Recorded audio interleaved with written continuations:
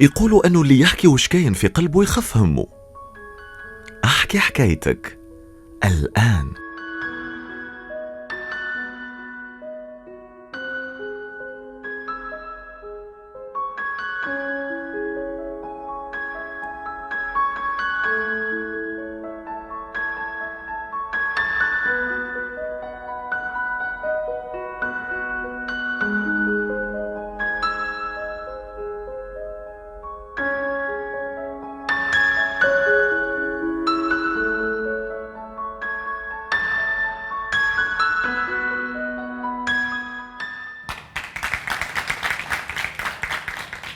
أهلا بكم مشاهدي قناة الشروق وأوفياء برنامج أحكي حكايتك إلى هذا العدد الجديد.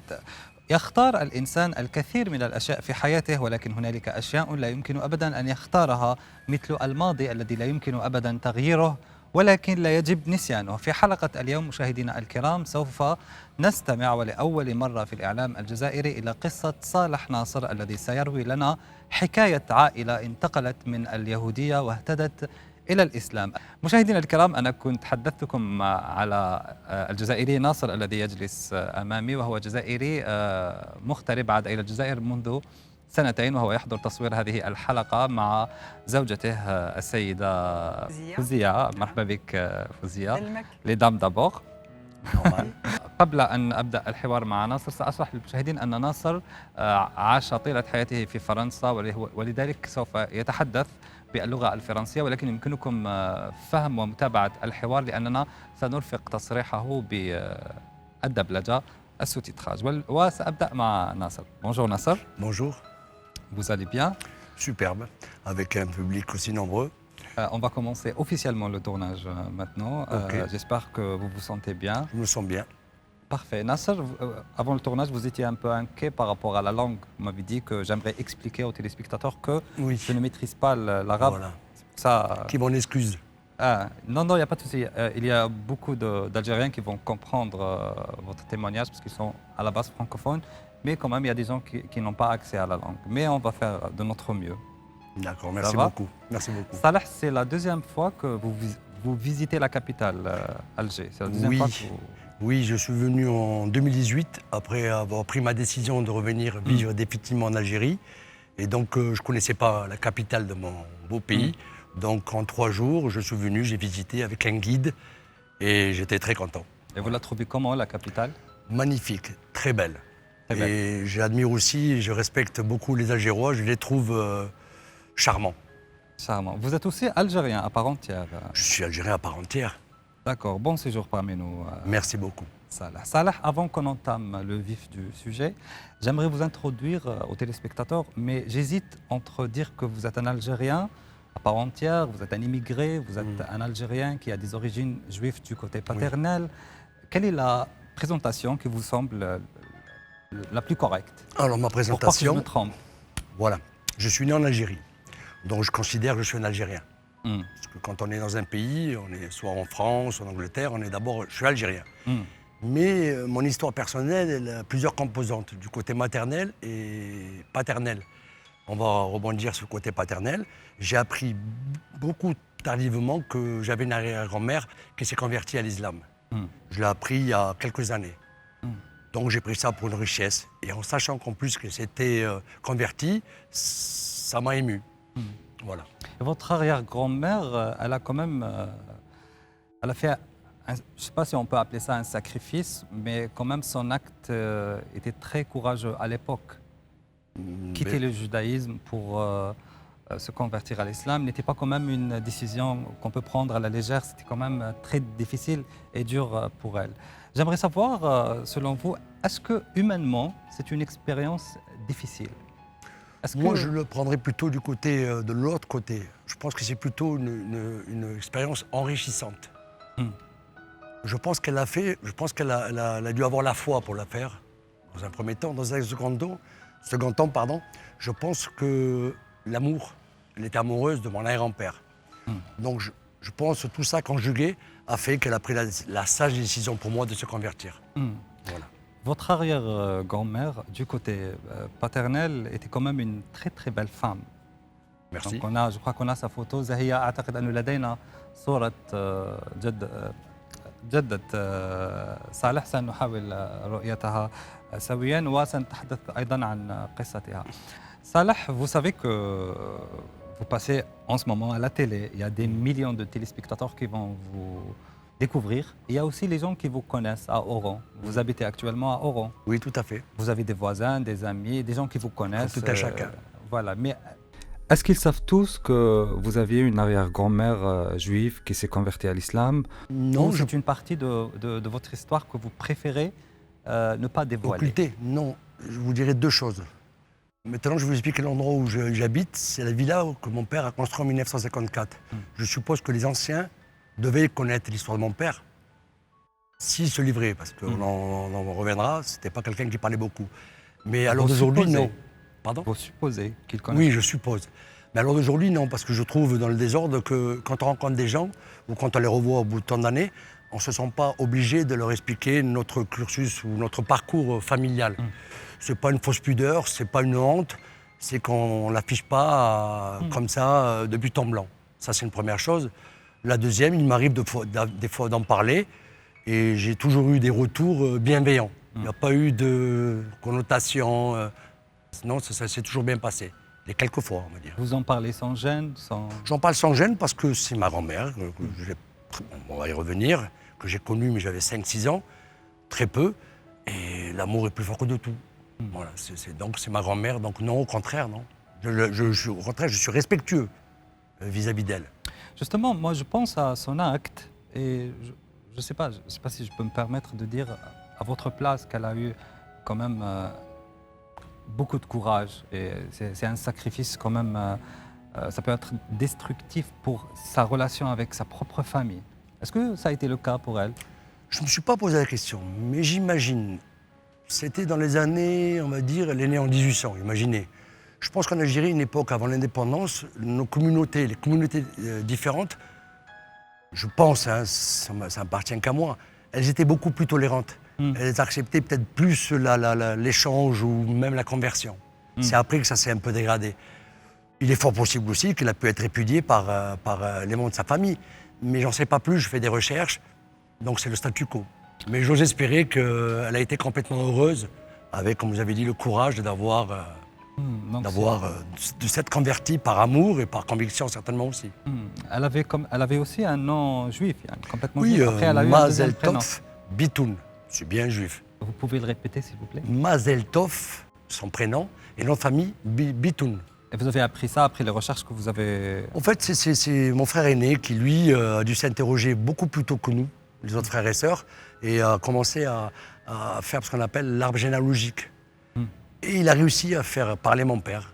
En fait, j'imagine que votre famille est en train de nous regarder en ce moment. On salue la famille je ne sais pas, je les salue s'ils nous regardent. Et bon, je ne suis pas inquiet parce qu'ils sont au courant, toute la famille est au courant qu'on avait une grand-mère d'origine, une arrière-grand-mère, pardon, d'origine. Vos frères et vos sœurs ont appris ça aussi tardivement? Oui, tardivement. La raison, elle est simple. Hein. C'est mon père. Je pense que par pudeur ou par... je ne sais pas quel terme employer, il ne s'est jamais livré. Et ma mère ne nous l'a pas dit non plus. Elle s'est gardée, elle, par rapport à l'amour qu'elle portait à mon père. Donc, on va dire que c'est les non-dits. C'est la nature de la femme algérienne, de l'épouse algérienne. Elle dévoile jamais les secrets de ne pas dévoiler. Son mari. Exactement. Voilà. Si je me souviens de nos appels téléphoniques avant l'enregistrement, je me rappelle que vous m'avez dit que votre père n'était pas du genre à se livrer facilement. Il était, je sais pas, renfermé si je peux dire, mais c'était quelqu'un qui ne parle pas de sa vie, de son passé. Parce que si je peux vous peindre un tableau de mon père vivant avec sa grand-mère et sa mère, orphelin à 5 ans, puisque son père a quitté le domicile conjugal. Pour tout vous dire, il pensait que sa grand-mère était sa mère et que sa mère était sa sœur. Donc et à 11 ans, il a passé le certificat d'études et puis il est rentré à la vie active par la force des choses parce qu'il fallait qu'il travaille pour nourrir sa grand-mère et sa mère, donc les quelques petits boulots. Et du coup, je pense que ça l'a renversé, ça l'a durci. Et c'est pas pour lui trouver des excuses, mais c'était pas quelqu'un qui se livrait parce que c'est comme ça à l'époque, il a gardé ça pendant des années, on va dire ça comme ça. Vous vous êtes jamais demandé ou vous avez jamais parlé avec votre père au sujet de votre arrière-grand-mère? Elle a épousé un Algérien. Oui, le père de mon père. Elle aussi était algérienne. Elle a épousé un Algérien et elle a décidé de se convertir comme ça à l'islam. Vous parlez de qui de la mère à mon père? Non, de votre arrière-grand-mère. Oui, Fatma. c'est M. Crachin. Je crois que c'est elle. Oui, c'est elle, voilà. Zahra. Au moment de prendre cette photo, elle était musulmane ou juive? Oh, oui, tout à fait. Mhm. Aucune trace de sa famille à elle? C'est fondu dans la masse. Donc il n'y a plus de synagogue, il n'y a plus rien. Donc les noms ont changé, les prénoms. Donc je ne sais pas si pratique, mais je pense que je soupçonne que les 3/4, pour pas dire, se sont convertis à la religion musulmane. Donc c'est difficile. Mais j'ose espérer de pouvoir rencontrer, prendre contact avec la famille de mon arrière-grand-mère pour en savoir un peu plus. C'est tout, sans préjugés, sans jugement, sans quoi que ce soit. Voilà. Peut-être qu'ils se sont eux aussi convertis à l'islam. Exactement. Peut-être qu'eux aussi ils font des démarches pour voilà, de savoir ce que mon arrière-grand-mère était devenue. Et après tout, on est des cousins. Déjà à la base. Oui, déjà à la base. On est des cousins. On est des cousins, donc, justement. Je suis curieux de savoir où vous avez grandi, quel était le mode de vie à la maison. En France.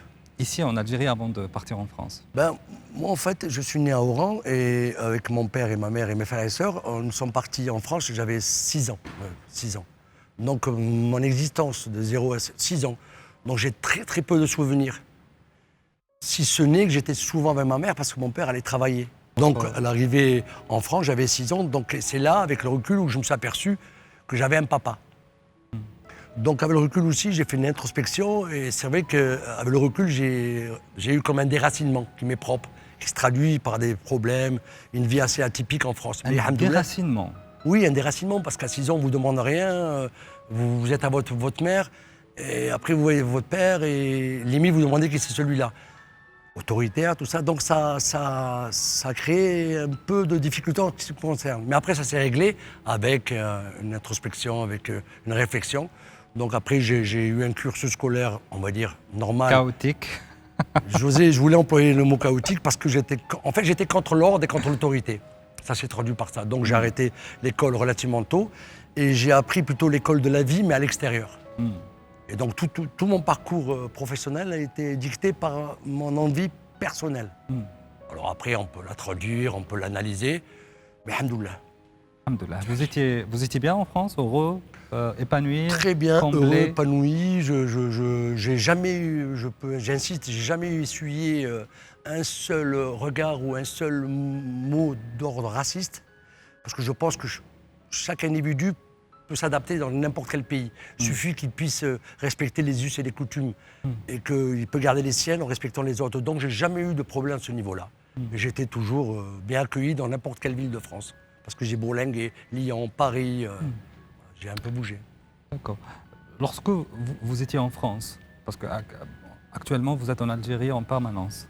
Oui. Vous êtes installé, vous avez fondé une magnifique famille avec Faiza, on va revenir vers vous tout à l'heure. Et vous avez une petite fille, mais vraiment un rayon de soleil, trop belle. Merci. Et qui ressemble à sa mère aussi. Lorsque vous étiez en France, est-ce que vous aviez le sentiment d'appartenir à l'Algérie et la France, ou à l'Algérie, ou à la France, ou à d'autres terres? Très bonne question. Jusqu'à l'âge de, on va Parce dire... que vous avez parlé du déracinement. Ça, c'est mon ressenti personnel. Hein. C'est de l'ordre du ressenti. Du ressenti personnel. Pour trouver des raisons, des fois, dans mon comportement, mes attitudes, qui auraient pu être difficiles. C'est que j'ai compris, partant en 6 ans, comme je vous l'ai dit, venir en France, tout ça. Donc, bon, ça s'est réglé. Après, en France, jusqu'à l'âge de raison, jusqu'à l'âge où j'ai commencé à me poser des questions moi-même, j'étais un ado, un enfant normal. Je ne me posais pas de questions de race, ni d'origine. L'insouciance la plus totale. D'accord. Voilà. Votre père, quand même, il a eu une très très mauvaise expérience après l'indépendance. Oui. C'est ce qui l'a poussé à quitter l'Algérie pour partir en France. Subvenir aux besoins de sa famille. Du coup, lui... Pardon? Vous veuillez juste m'excuser, j'aimerais juste éclaircir ce point aux téléspectateurs. non, je vous en J'aimerais prie. dire aux téléspectateurs que votre père n'était pas juif, votre père était Ah non, mon musulman. père, il est. Je saurais le dire. On dit Kalaï. Kalaï. Kalaï. Kalaï, Voilà, son père, il est Kala. Je crois que c'est un. Je suppose que c'est un quartier ou c'est un village près d'Oran, non? Non, juste pour éviter que les gens Non, mais pensent... il est né en Mjizida, en fait. Hmm, Lui, c'est son grand-mère qui était. D'accord, c'est à mon tour d'expliquer ça aux téléspectateurs je en vous en arabe. prie. مشاهدينا الكرام، نوضح لكم فقط بعض التفاصيل التي يمكن أن تكون قد فلتت منكم كما نقولوا. الوالد صالح وصالح وأمه هو مسلمون يعني وليسوا يهود. وقصة اليهودية توقفت مع جدته فاطمة رحمة الله عليها التي اختارت أن تدخل إلى الإسلام. كانت هذه النقطة اقتضت فقط توضيح لكي لا تختلط الأمور على المشاهدين. Vous êtes en Algérie depuis 2 ans. Vous êtes installé, vous aviez l'habitude de venir chaque été. Vous m'avez dit que votre père insistait pour que vous veniez chaque été passer des mois Mon ici. père, depuis l'indépendance, excusez-moi de vous interrompre, on n'avait pas le choix, c'était Algérie ou Algérie. Donc on était 7, puisque ma soeur Zohra est morte à l'âge de 3 ans. Et donc jusqu'à l'âge de 14 ans, avant que je me mutine, avant que je décide de partir en vacances où je voulais, on venait tous les mois de juillet à Oran. Voilà. Donc on venait en vacances jusqu'à l'âge de 14 ans. Et mon père jusqu'à avant le corona qui l'a empêché de venir. Sinon chaque année, le mois de juillet, il est... Voilà, justement, c'est pour renforcer le lien et pour garder Exactement. le lien, pour éviter qu'il y ait un déracinement, comme vous avez dit tout à l'heure. Oui, mais en même temps, c'est pour lui aussi. Parce que quand il va à Pour se Mjizida, ressourcer. il est né Place Tolba, Mjizida, il reste encore quelques anciens. Il aimait aussi se Ressourcer. Voilà. Dans ce sens-là aussi. Donc il venait voir ses anciens amis, tout ça. Il s'appelait comment? Salah Mohamed. Salah Mohamed. Il est vivant en 96 ans. Justement, il a 96 ans. 16 ans. Et il se souvient de tout. Vous m'avez dit Il a tout à l'heure appelle une qu'il se souvient de bibliothèque assez ouverte parce que, bon, c'est vrai que maintenant l'âge aidant, si vous lui demandez ce qu'il a mangé hier à midi, il ne se rappellera pas, ni hier soir. Par contre, vous vous asseyez près de lui et vous discutez, il va vous raconter Oran ou l'Algérie depuis les années... Il est né en 25, des années 25-30, il va vous raconter les événements, ci, ça. Mais il parle jamais de Fatma, de Zohra? Mais justement, s'il en parle, maintenant il en parle, mais avec pudeur, il en parle très peu. Mais il en parle, ça y est, on va dire qu'il s'est ouvert. Comment vous expliquez son hésitation ou sa peur ou sa crainte? Moi, je pense que c'est son parcours. Moi, je mets ça au nom du parcours. On est tous différents, on a tous des parcours différents. Et on ne choisit pas le passé. J'ai dit au début de l'émission qu'on ne choisit pas le passé. Moi, je n'aime pas le mot traumatisme. Ce n'est pas un mot qui est en soi dur à entendre. C'est que chacun de nous, on a pu passer des périodes difficiles qui, à un moment donné, nous bloquent dans la communication, dans l'échange. Et donc, on se renferme. Et je pense que mon père s'est renfermé et il ne s'est pas senti, on va dire, obligé de raconter sa vie. Puis, il n'était pas trop causant en même temps. Donc, ouais, c'est sa nature aussi. On peut mettre ça tempérament. D'accord. Puisqu'on parle de l'Algérie, on va revenir sur plusieurs questions. J'aimerais, je suis aussi curieux de vous parler de la cause palestinienne. Oui. En Algérie, vous avez sûrement remarqué que la cause palestinienne, pour les Algériens, c'est quelque chose de sacré. C'est toute l'Algérie qui soutient la Palestine, etc. Et j'en fais partie. Vous connaissez. Justement, j'aimerais savoir votre position par rapport à ça. J'en fais partie parce que j'estime, même en France, ça par contre, jusqu'au jour où je me suis aperçu ce qui se passait entre Palestiniens et Israéliens, je trouve encore l'attitude israélienne à l'égard des Palestiniens incorrecte et inhumaine. Donc c'est pour ça que mon cœur bat pour la Palestine, le battra encore, et je comprends que les Algériens, nos frères et sœurs, soient pour que la Palestine ait un pays et un État. Et qu'Israël arrête, C'est une entité sioniste. Et voilà, c'est une entité sioniste. Vous avez déjà aussi participé à des marches Oui, alors j'ai participé aussi bien en France à des marches pro-Palestine. Pro-Palestine. Et les dernières manifestations que j'ai faites, c'est... Justement, excusez-moi, je vous ai interrompu pour la deuxième fois. Qu'est-ce qui vous motivait? Qu'est-ce qui vous a motivé pour participer à une marche? Vous étiez jeune, etc. Ma motivation, c'est mon côté humain. Voir un peuple qui souffre, qu'on fait souffrir et quand... J'ose pas parler de génocide, presque. Donc, je ne peux pas ne pas me sentir impliqué. Donc ça a été une première des motivations. On peut dire que c'était aussi votre côté arabe ou musulman qui surgit comme ça. Franchement, là, à l'heure d'aujourd'hui, je vous dirais oui. Mais quand si rétrospectivement on dit ça, je ne me posais pas ces questions-là. C'était normal. Peu importe mon origine, peu importe l'origine de ma grand-mère, peu importe... C'était tout à fait normal. Pour une juste cause, on manifeste, on explique, on dit qu'on est d'accord et que ça ne peut plus durer. Voilà. D'accord. Salah, vous connaissez maintenant le concept. Oui. Je vous ai quand même posé plusieurs questions. Vous êtes dans le bain, vous vous exprimez super bien, vous parlez, vous êtes à l'aise. Merci. Je vois que vous êtes à l'aise, j'espère. Oui, tout à fait. Et justement, là, je vais me permettre de poser des questions sur votre couple, si vous Pas de permettez. souci. Je commence d'abord par vous et Oui. ensuite je vais aborder madame. Avant de venir en Algérie, est-ce que vous aviez l'intention d'épouser une Algérienne et de faire une famille, de fonder une famille ici, ou c'était le fameux coup de foudre entre vous et Alors, madame Feyza? je vais commencer par, après dans le désordre, je vais commencer par la raison de ma venue en Algérie. Vu que j'ai grandi en France pendant tant d'années, donc les dernières années avant de venir en Algérie, comment on appelle ça, je tournais en rang. Je faisais rien de spécial, je vivotais, je travaillais quand je voulais. Bon, je suis musicien, musicothérapeute, on en reparlera. On parlera. Voilà. Et à un moment donné, je ne sais pas, d'un coup, l'idée m'est venue de pourquoi pas finir mes jours dans mon pays d'origine. Ça m'est venu comme ça. Je pense qu'il y a une volonté divine, quelque part aussi, j'y crois. Et puis, c'est peut-être aussi, certainement pour moi, pour boucler la boucle. Et donc, je suis venu. Et je fais partie aussi, j'ai oublié, j'étais célibataire. Et bon, ça vous fait rire, mais je pense même pas. Je pense qu'un homme n'est pas fait pour rester seul. Je pense qu'un homme, c'est bien qu'il soit avec une femme, qu'il soit en couple pour son équilibre mental. Je suis venu ici, je n'avais pas décidé de me marier quoi que ce soit.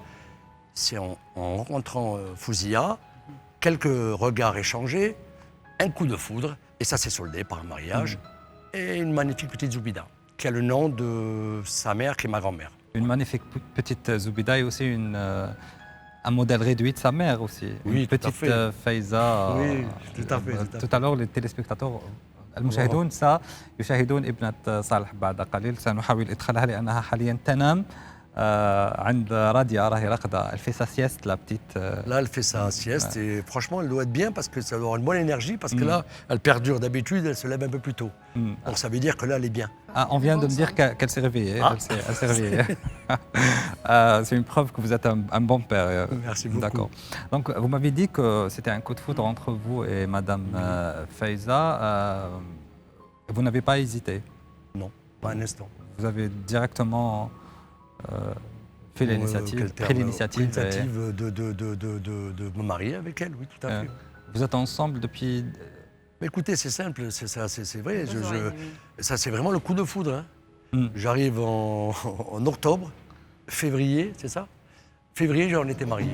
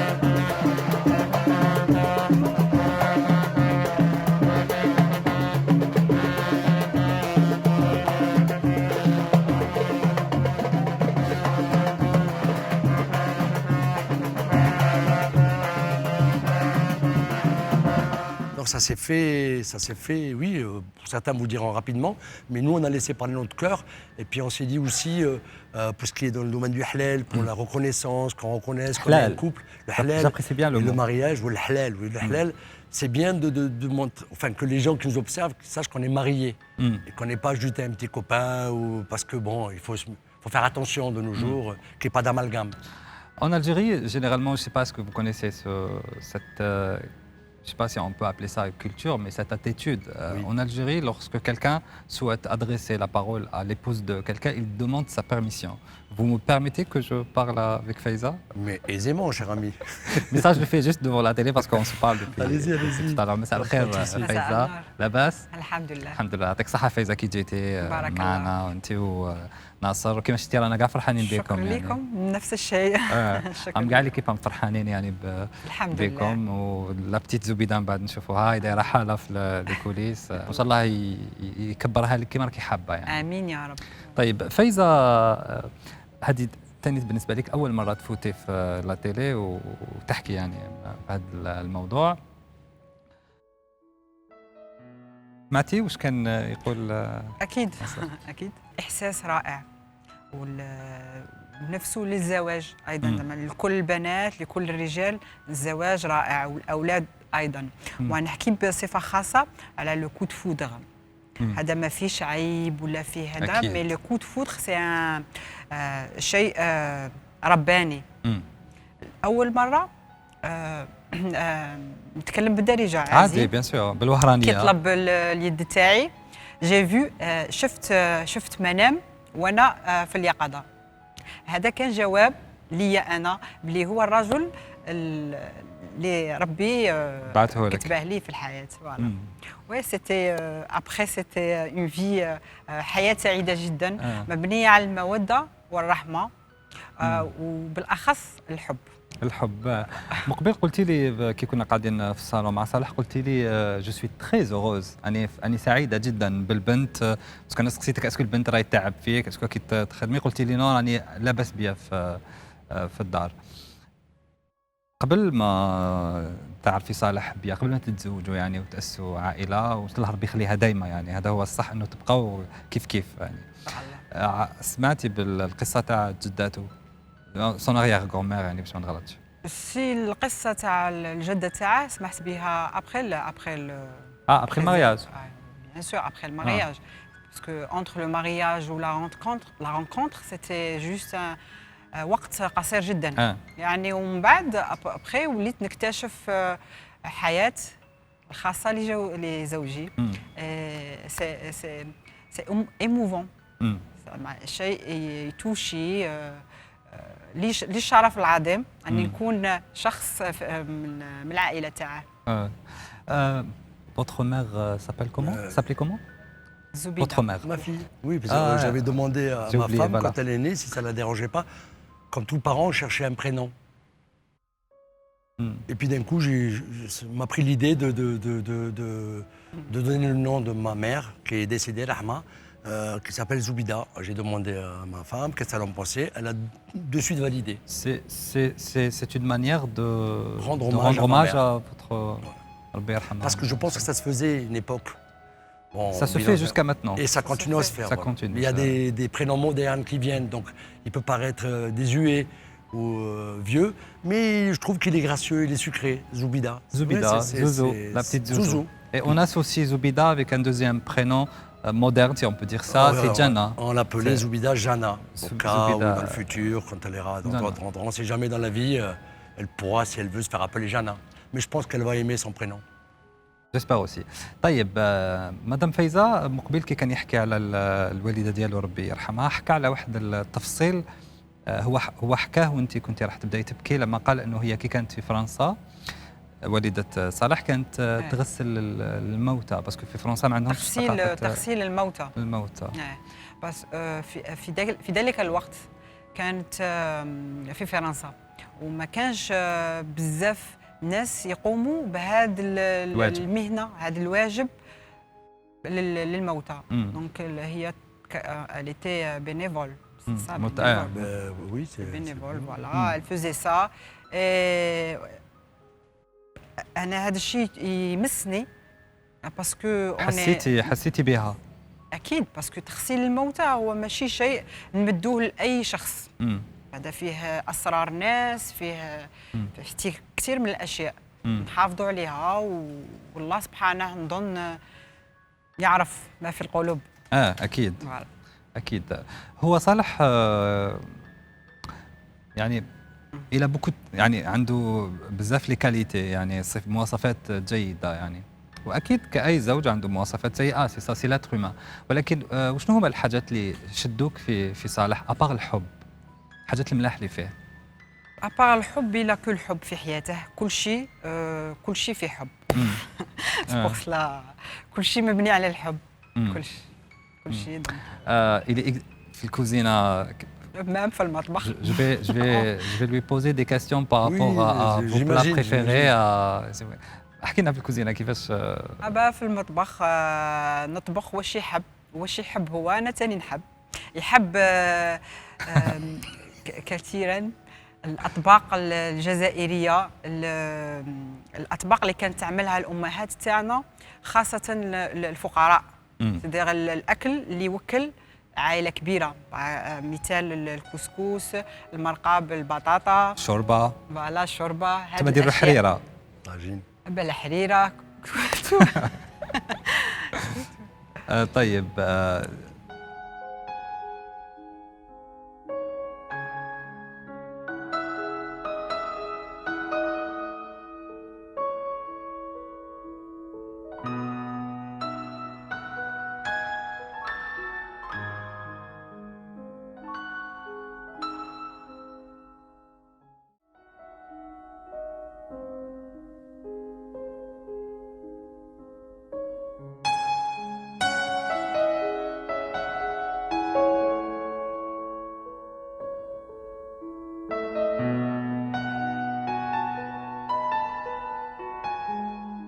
je lui ai posé des questions par rapport à vos plats préférés, juste pour savoir quel est l'aspect que vous préférez du mode de vie algérien, c'est-à-dire de l'Algérie. À part la cuisine algérienne. À part la cuisine algérienne, je pense que notre peuple est aussi très très beau. Je pense que nous avons un peuple qui est humanitaire, voilà, qui est intéressant, qui est intéressant à connaître. Je pense que je trouve que notre peuple est solidaire, que ce soit les hommes et les femmes. Je pense que voilà, qu'on a beaucoup de richesses, aussi bien comme ça, spirituelles que culturelles. Voilà. D'accord. Salah, on arrive à la fin de l'interview. J'aimerais faire le tour sur les 4 dernières questions. Je ne sais pas si je me trompe, vous me corrigez. Vous m'avez dit que vous comptez, je sais pas, mémoriser l'histoire de votre famille pour les générations, pour Zoubida et ses enfants, etc. Par rapport à, faire un écrit, pour garder une trace. Parce qu'on sait quelque part que l'histoire, pour qu'elle perdure au niveau familial, pour la transmettre, et ça c'est bien de la faire par écrit. Et ça fait que j'ambitionne, Inch'Allah, de pouvoir faire un écrit, et de manière à ce que descendants, c'est ça, mes descendants, puissent, ma fille et puis ses enfants, tout ça, connaître l'histoire de papa, maman, des grands-parents, voilà. Et en même temps, pourquoi ma venue ici en Algérie au bout de tant d'années. Vous n'avez jamais pensé à revenir, à rentrer en France? En toute honnêteté, ça ne m'avait jamais traversé l'esprit. Si ce n'est de venir en vacances, hein, attention, hein, voilà. Mais non. Moi, je pense que ça s'est venu d'un coup, c'était un déclic. Je pense que c'est mon parcours qui a fait que j'ai pris cette décision-là. Mais sinon, et c'était peut-être le temps aussi, avec le recul, je pense que c'était le temps pour moi de revenir dans mon pays d'origine. Parce que je me sens beaucoup plus heureux, beaucoup plus tranquille, beaucoup plus épanoui. Et voilà, je m'attendais. À part votre vie qui semble être très mouvementée, on va parler justement du côté spirituel, un peu du côté religieux, sans vous enfoncer, parce que je n'aime pas poser des questions intimes à mes invités. Mais j'aimerais quand même savoir, pour quelqu'un comme vous qui a passé la majorité de sa vie en France, et vous vous retrouvez comme ça dans un pays, peut-être dans un quartier musulman, arabe, où il y a beaucoup de mosquées, il y a beaucoup de signes d'islam un peu partout. Est-ce que vous avez appris quelque chose de nouveau? J'étais agréablement surpris. Agréablement surpris? Ah oui, oui, franchement, parce que j'avais, pas moi, mais certains avaient des a priori. Moi, j'ai une relation spirituelle, je le dis toujours, je suis en direct avec Allah. J'apprends à connaître la religion grâce notamment à ma femme et grâce au fait que je sois là. Je me nourris de ça. Et je ne suis pas pratiquant avec un grand P, j'ose me l'avouer. Mais j'ai reçu C'est une question. Oui, j'ai des bons retours. Juste, parce que j'ai pas eu de jugement, comment dire. Excusez-moi, Salah, j'aimerais juste vous dire que il n'y a pas de raison de vous justifier là-dessus. Oui, non, c'était juste pour expliquer que j'étais réellement surpris, dans la mesure où les gens, c'est sûr, m'insistent. Parce qu'il faut aller doucement avec quelqu'un qui redécouvre l'islam, il faut lui apprendre la religion d'une manière progressive, graduellement. Exactement. J'ai été, franchement, je peux vous dire que j'étais vraiment, réellement surpris. Et je suis fier de mes compatriotes parce que je trouve d'une tolérance encore plus qu'on peut l'imaginer. Et viendra, Inch'Allah, mon tour aussi, de pratiquer convenablement, entre guillemets, la religion.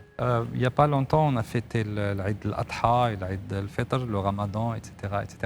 Nous l'avons fêté. C'était une belle ambiance à la maison. Faiza, c'était bien? Oui, nous l'avons fêté, nous avons fêté. Il sourit. Et j'ai eu la chance. التقاليد تاعنا والأعراف تاعنا وخير دليل على ذلك تسمية ابنتي على اسم الجدة. Voilà. Je pourrais rajouter quelque chose. Oui.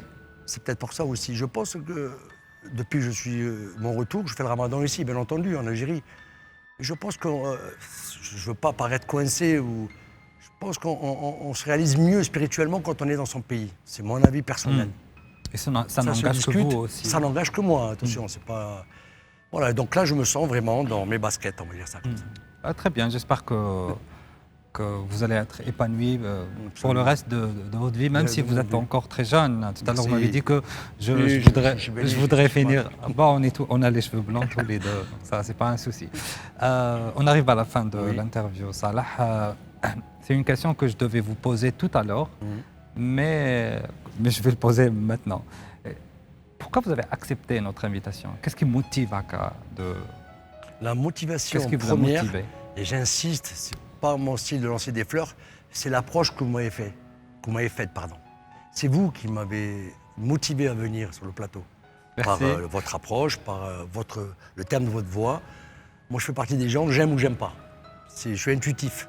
Si je sens que ça, je fonce. Si je sens pas, je le fais pas. Donc déjà, premièrement, c'est vous. Le secondo, ça me fait du bien, moi personnellement, de pouvoir expliquer aux téléspectateurs et aux invités qui je suis, qu'est-ce que j'ai vécu. Et je suis très content et très heureux qu'ils m'entendent et qu'ils soient là. Voilà. Merci Salah. Merci à vous en tous les cas. J'espère que l'émission va marquer les téléspectateurs et les Algériens, et j'espère aussi qu'elle va inciter d'autres Algériens qui ont peut-être une histoire similaire à la vôtre ou pas similaire à la vôtre, mais qui restent des Algériens malgré tout. J'espère qu'on arrête de juger les gens et que l'Algérie appartient à tous les Algériens. Justement, je vais rebondir sur ce point. Que pensez-vous des Algériens qui ont une histoire similaire à la vôtre, qui nous regardent en ce moment ou qui vont tomber sur l'interview par hasard? Qu'est-ce que je pense? C'est-à-dire, qu'est-ce que le message peut leur envoyer? Oui. Mais déjà, je leur dirais, n'hésitez pas. N'hésitez pas. Faites toutes les démarches possibles, aussi bien par voie d'émission ou ce qu'ils veulent. Dans l'absolu, l'idéal, c'est de s'épanouir, d'être heureux et d'être bienveillant et d'accueillir la bienveillance. Et il faut y aller, quoi. Il ne faut pas hésiter. C'est une question d'équilibre, en fait. Pour trouver un équilibre, il ne faut pas hésiter à se mettre à nu. C'est une... voilà, c'est une métaphore. Une métaphore, il faut en parler. Donc ça nous soulage et puis on se sent mieux et puis voilà, puis on peut mieux communiquer avec les autres, sans tabou, sans préjugés. Vous l'avez souligné tout à l'heure, le jugement, c'est un défaut que l'homme utilise à mauvais escient. Et bien souvent, il ne faut pas être dans le jugement. Pour pas être dans le jugement, il faut se mettre, pas une carapace, mais s'ouvrir. Et puis grâce à Dieu, encore une fois, il est là, il veille. Donc il n'y a pas de souci. Vous êtes bien à Oran, Oui. Et les Oranais il y a beaucoup d'Oranais qui Oui, vont vous d'Oranais. découvrir en ce moment. Et aussi, j'aimerais souligner ce point avant de finir. Vous êtes musicien, vous travaillez avec les autistes. Oui, à la base, je suis percussionniste. Je suis musicien percussionniste depuis quelques années. Donc, je donnais des cours de percussion, sensibilisation au rythme, individuel ou en groupe, sous forme de stage ou d'atelier. Et je m'étais aperçu que par le biais des percussions, un djembé ou un derbouka, c'est un exutoire. Ça veut dire que toutes les émotions passent par la percussion.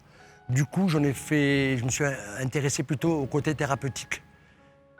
Et j'ai passé un certificat de musicothérapie qui m'a permis après de pouvoir faire la musicothérapie avec des autistes, trisomiques, des enfants hyperactifs. Et j'ai eu aussi, je suis content que la thérapeute soit parmi nous aujourd'hui, j'ai eu l'occasion aussi de faire des stages psychomusicaux avec une psychothérapeute et moi en tant que, c'est-à-dire on appelle ça, le non-verbal c'était moi, par le biais de la musique. L'instrument. Oui, pour qui lâche prise. Et puis après la verbalisation, c'est la psychothérapeute qui prenait le relais. Voilà. Et ça donne un bon résultat. Un magnifique résultat. Ça Franchement, ça affecte réellement les autistes. ça fait. Alors les autistes, les approches sont pas les mêmes, on est d'accord. Trisomique, autiste. Les autistes, c'était un peu plus délicat. Parce que les autistes, on joue surtout sur le côté passif, c'est pas actif. Ils sont plus dans l'écoute. Ou s'ils participent, ça va être juste par, comment dire, par Mini-dose. le minimum. Mais l'idéal avec les autistes, pour qu'on puisse évoluer avec eux, c'est qu'il faut avoir un lien de communication, trouver le lien de communication. Mais le travail est assez positif en général. Ouais. Justement, puisque vous parlez de communication, j'imagine que vous avez beaucoup d'amour à offrir aux enfants, Clair. accompagnés par la musique. Accompagné par la musique, exactement. C'est une magnifique. Vous savez pertinemment, avant que la princesse vienne nous rejoindre, que la musique adoucit les mœurs. On écoute tous de la musique à la maison, dans la voiture, on écoute. Le bébé dans le ventre de la maman, il écoute le cœur de sa maman. C'est la musique, le tempo, oui, le sang. Donc, le sang. On est baigné de musique. Justement, puisqu'on parle de la princesse, elle va surgir Bina. pas de nulle part, mais des coulisses. On va recevoir. سنستقبل الآن ابنة صالح ناصر زبيدة الجميلة الله يبارك. هاي جاية تضحك. صفقوا لها.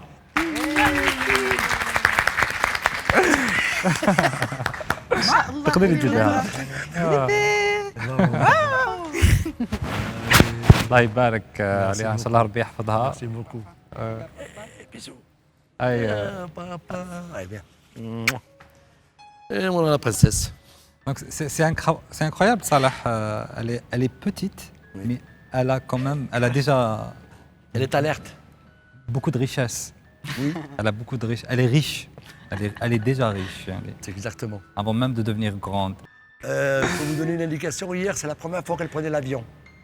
Donc ça lui fait 2 baptêmes. Le baptême de l'avion et le baptême de la télévision. C'est pas beau ça? Très À bien. 19 mois. En tout cas, on est vraiment très très honoré Merci de beaucoup. de C'est réciproque. recevoir Salah et Faiza. Et justement, puisque Zoubida est avec nous, quel est le message quelles sont les valeurs que vous allez lui inculquer, lui transmettre avant La d'être tolérance, la bienveillance, prendre soin d'elle. Nous, on prend soin d'elle, mais elle va apprendre ce que c'est de prendre d'elle-même soin. Le bien, déjà, on va démarrer avec les couches. Et puis qu'elle soit tolérante et qu'elle donne beaucoup d'amour et qu'elle en reçove. Voilà. On va essayer de lui donner un équilibre pour qu'elle puisse vivre sa vie, Inch'Allah, épanouie.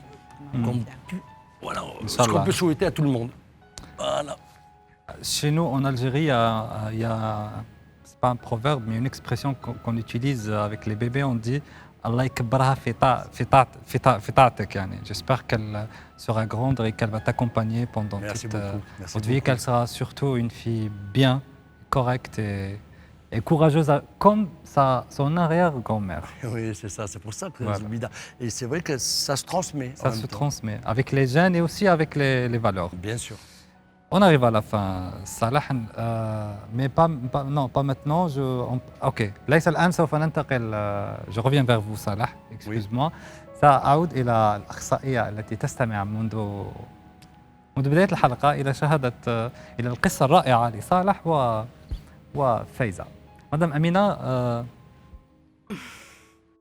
كنت راح نقول قصة رائعة والناس رائعين روعة في كل شيء. الحب اللي بيناتهم هو سر هذه السعادة، حتى الطفلة يبين بلي انها سعيدة. كي هضروا على الكود فودغ تو تالوغ دوق على بالو الأخ صالح. هو إنسان تري سبيريتويل، روحاني. وسبحان الله في ربي خلقنا أقوياء ومؤمنين، كل الطرق تؤدي إلى الله سبحانه وتعالى. الاعتقادات اللي كانت عنده، الحس اللي كان عنده، دار دار دار عاود ولا ليه. tous les chemins mènent vers Dieu en fait. Et vous avez une spiritualité très développée, et voici la preuve en tout cas. Et c'est un résultat logique en fait. Et quand vous avez parlé de coup de foudre, en fait, donc نهضر باللغة العربية، الروح تاعكم تعرفت على الأخرى فقط. Donc votre âme, le coup de foudre, c'est des âmes qui se reconnaissent en fait. La preuve très vite بطريقة سريعة لحقتوا كيف وهذا من شروط تعايش بناء سعادة. بين قوسين السعادة تحتاج إلى شجاعة. Il faut être courageux pour être heureux. Donc هي من أساسيات التعايش القبول. كما قلت السيدة فوزية، قبلت الزوج بدون ما الجوج ولا تحوس كما قلت لا بتيت شوز كيفا. دونك هي اختارت الشيء اللي يقربهم وحاجة اللي تبعدهم ما شافتهاش. Comme on dit, l'amour n'est pas aveugle, il faut savoir quand fermer les yeux. Donc هي شافت الحاجة اللي تقرب لها، تعرفت يعني قالت كود فودغ، فهمت l'équation. Vous vous êtes reconnu comme âme وهذا لو معيشكم ورحتوا ديريكتومون فيغ ليسونسيال. ولا الأخ ما شاء الله عابك لوتونتيسيتي، كش تقولوا لها بالعربية؟ لوتونتيسيتي الثقافية الروحانية الإنسانية. ما شاء الله قصتكم اليوم رائعة، وإن شاء الله ربي يكملكم وتكبر الطفلة في عزكم إن شاء الله.